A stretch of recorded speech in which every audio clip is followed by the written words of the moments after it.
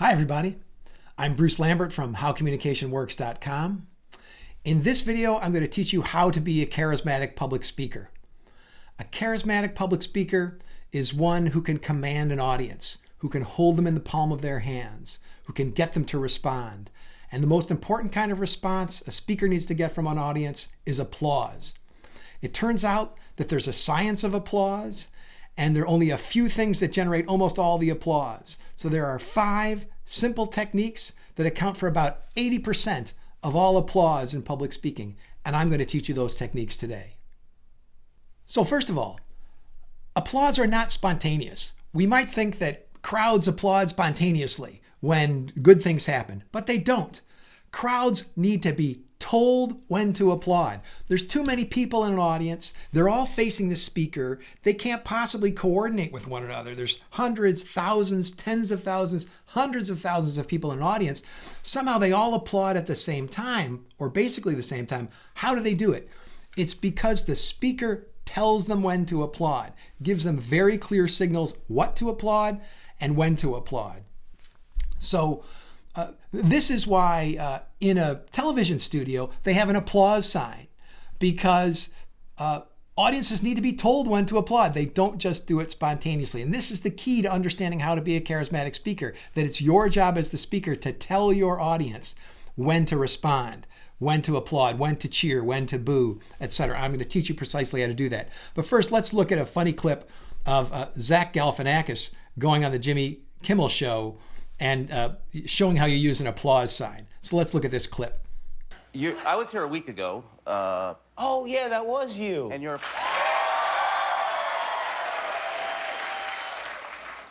was a little quick on the draw.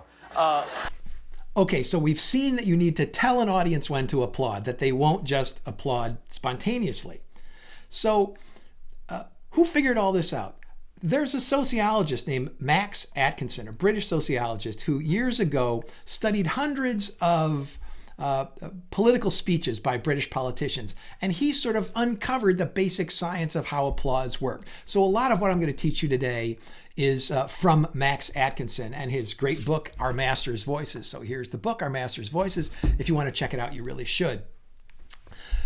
What Atkinson discovered is that there are only about 5 techniques that account for the vast majority of applause events when you look at a public speech.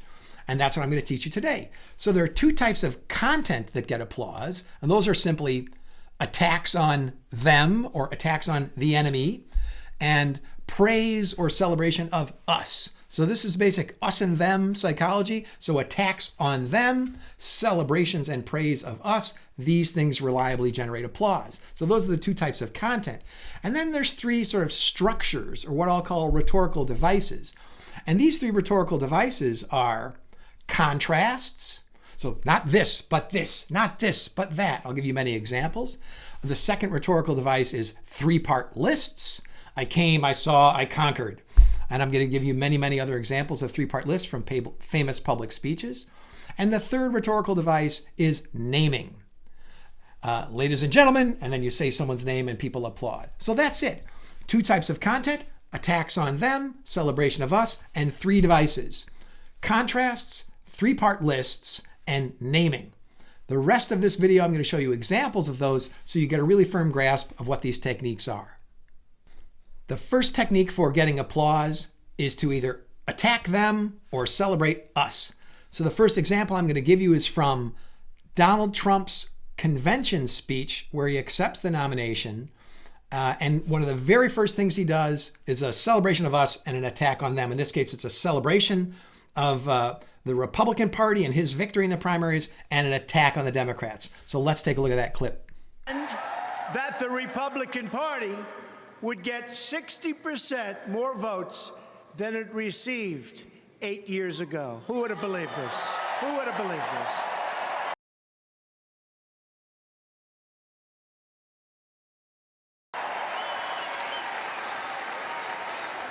The Democrats, on the other hand, received 20% fewer votes than they got 4 years ago. Not so good, not so good. So you can see in the Trump clip that a celebration of us, the Republicans, and all the votes that they got brings great applause. And an attack on them, the Democrats, Hillary Clinton, how few votes they got, brings great applause again. So this is a demonstration of the simple, powerful technique. Attack them, celebrate us. It's almost always guaranteed to get applause. The next technique is contrast. So this is where we compare this to that and this to that. And these contrasts help tell an audience when to applaud, because normally a contrast comes in two parts and they know at the end of the second part, it's their cue to applaud, especially when this is accompanied by the right kind of gestures and facial expressions and especially a falling tone of voice at the end. They know that the contrast is over and it's time to applaud. So I have three great examples of contrasts from famous public speeches that illustrate this principle. The first is from Ronald Reagan, his famous Berlin Wall speech, where he says, "Mr. Gorbachev, tear down this wall." I'm not going to show you that part, but I'm going to show you another quote from that speech where he used a classic contrast. He says, "East and West do not distrust each other because we are armed. We are armed because we distrust each other." So the classic contrast. So let's look at that clip of Reagan in 1987 at the Berlin Wall. But we must remember a crucial fact. East and West do not mistrust each other because we're armed. We're armed because we mistrust each other.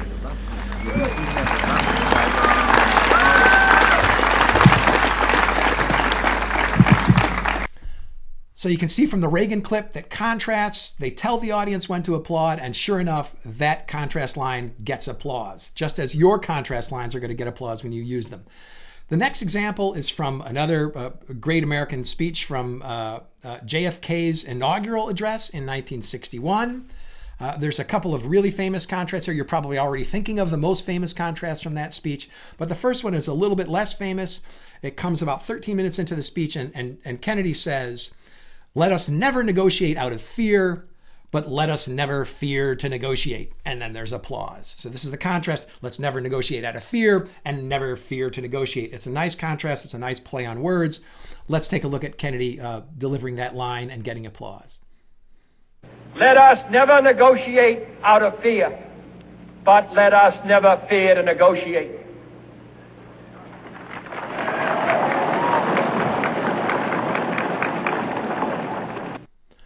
The second example of contrast from Kennedy's 1961 inaugural address is probably one of the most famous lines ever delivered in an American speech. And so you know it already. He says, "And so, my fellow Americans, ask not what your country can do for you, ask what you can do for your country." Again, a great play on words. It's a reversal, it's a contrast, and it gets a huge applause. So let's take a look at Kennedy delivering his most famous line. "And so, my fellow Americans, ask not what your country can do for you, ask what you can do for your country."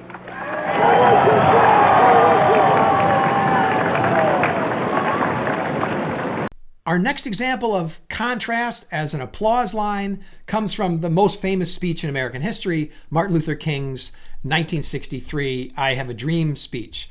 This speech is full of fantastic examples of applause lines, and I've pulled a couple out for examples in this video. But the first is a contrast, and this is a famous line from the speech, which many of you will recognize. He says, "I have a dream that my 4 little children will one day live in a nation where they will not be judged by the color of their skin, but by the content of their character." So there's the contrast. Not by the color of their skin, but by the content of their character. It's a great contrast. It tells the audience how to respond, and of course it generates big applause. So let's watch Martin Luther King deliver that contrast line from the "I Have a Dream" speech. Because I have a dream that my 4 little children will one day live in a nation where they will not be judged by the color of their skin, but by the content of their character. I have a dream today.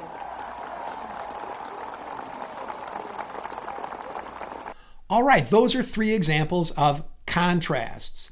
They get applause because of their 2-part structure. It's easy to predict when the speaker's done with the contrast, and what the audience needs more than anything else is to be told when to respond. So the contrast is a perfect rhetorical structure with the sort of A part and the B part, and then they know it's time to applaud, especially when it's delivered with the right intonation.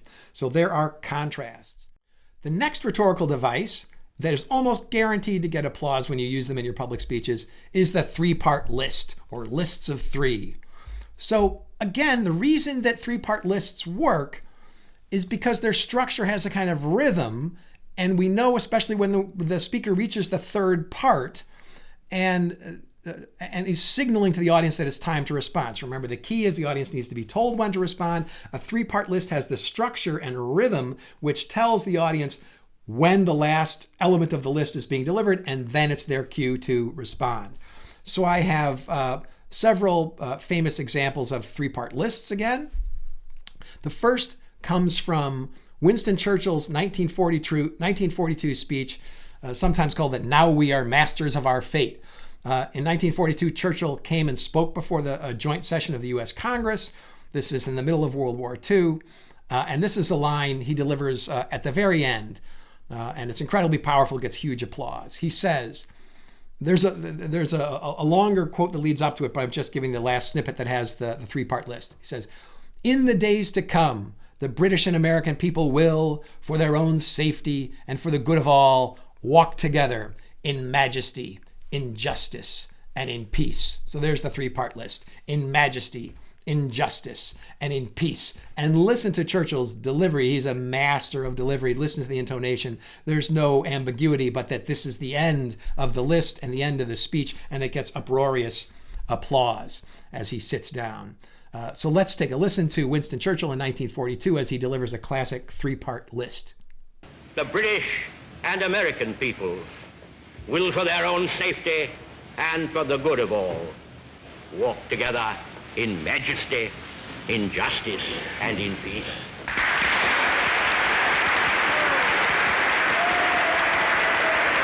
All right, that's a stirring speech by Churchill. It's amazing how these speeches can rouse your emotions when they're delivered that well. The next is from another famous speech from American history, the 1963 George Wallace inaugural address. This is sometimes called the Segregation Forever speech.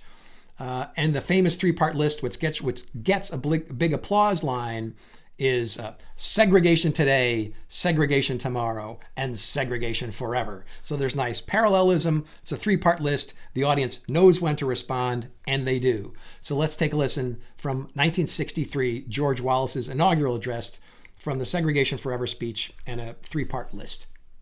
And I say segregation now, segregation tomorrow, and segregation forever.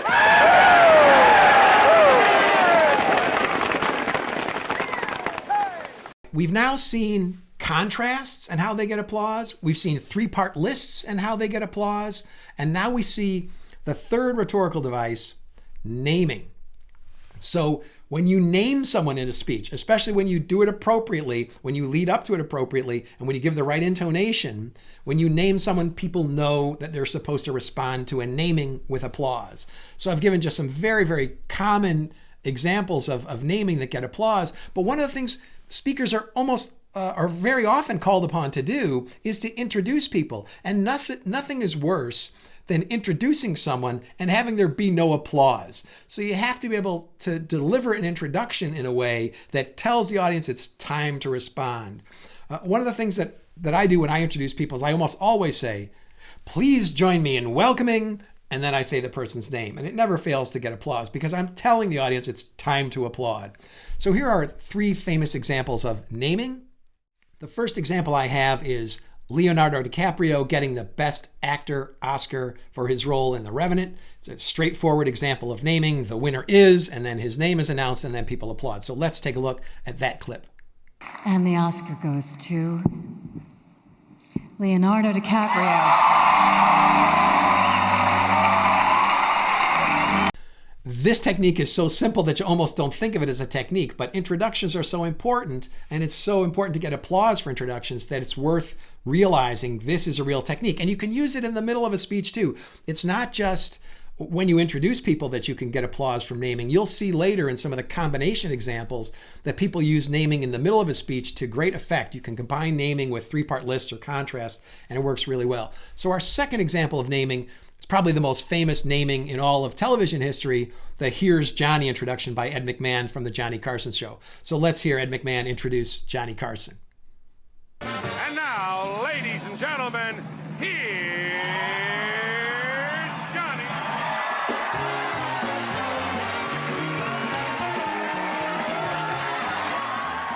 Okay, the third example is from a political speech introduction. So often in political speeches, especially at conventions, you hear a politician introduced as, "And the next president of the United States, please welcome," and then they name the person. In this case, this is Barack Obama being introduced before his famous 2004 Democratic convention speech. But he's being introduced by U.S. Senator Dick Durbin, and he's introduced as the next senator from Illinois. So let's listen to Dick Durbin naming Barack Obama and getting a big applause. Next senator from the state of Illinois, Barack Obama.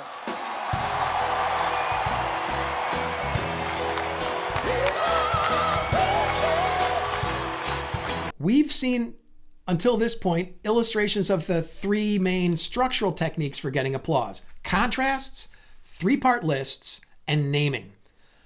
But when these techniques really become powerful is when they're combined.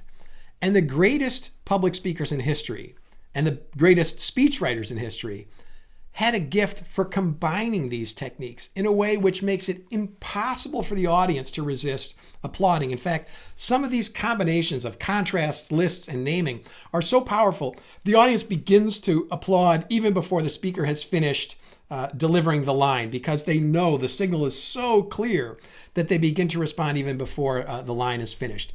So the first example I have of combinations of these techniques is from Barack Obama's 2012 victory speech after he's been reelected.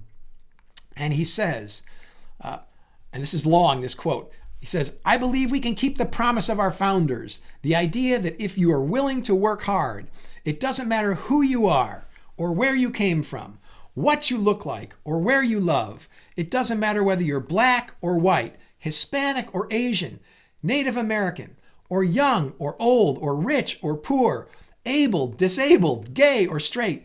You can make it here in America if you're willing to try." So I count at least 8 contrasts and a naming in that. And you can feel the energy of the audience swelling as he goes through all those contrasts and the tension is building. And then he finally ends it with a naming of America. And it's also a celebration of us. So he combines like 4 different techniques: lists, contrasts, naming, and an us and them thing, a celebration of us. So let's listen to Barack Obama delivering this line from his 2012 victory speech. It doesn't matter whether you're black or white or Hispanic or Asian or Native American or young or old or rich or poor, able, disabled, gay or straight. You can make it here in America if you're willing to try. That's a great line. It really works well and really gets applause. The next example comes from Franklin Delano Roosevelt's speech declaring war on Japan after the United States has been attacked at Pearl Harbor. This is December 1941. The speech is most famous for Roosevelt saying, "This is a day which will live in infamy."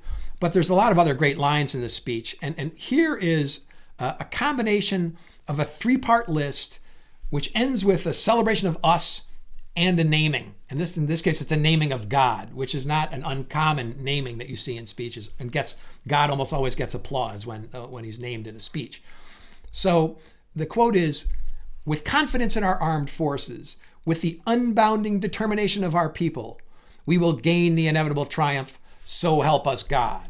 So we get the 3-part list: with confidence in our armed forces, with the unbounding determination of our people. And then the third part is this statement: we will gain the inevitable triumph, so help us God. There's the naming. And it gets a big, big applause. So let's listen to Roosevelt deliver that 3-part list with the naming and the celebration of us.